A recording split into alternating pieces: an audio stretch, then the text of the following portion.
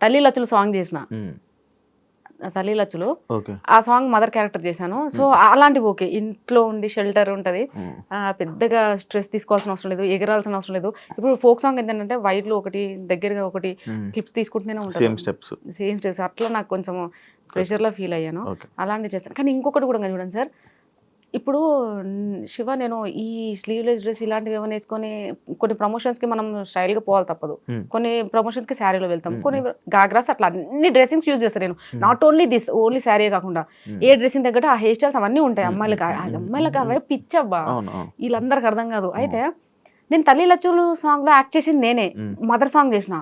ఎన్ని అప్రిషియేషన్స్ తెలుసా? ఉమ్, ఎన్ని అప్రిషియేషన్స్, ఉమ్, ఎన్ని పాజిటివ్ కామెంట్లు, ఎన్ని షేర్స్, ఉమ్, 150,000 షేర్స్. ఉమ్, ప్రతి ఒక్కడు వాట్సాప్ స్టేటస్‌లో అదే. ఉమ్, ప్రతి ఒక్కడు. ఆ క్యారెక్టర్ చేసినప్పుడు అమ్మ క్యారెక్టర్ చేసినా కదా! ఉమ్, దాన్ని ఎందుకు యాక్సెప్ట్ చేసిర్రు మరి? ఉమ్, నా ఏజ్ అయింది 32 ఇయర్స్. మరి నేనెందుకు చేయాలి 60 ఏళ్ల క్యారెక్టర్? ఉమ్.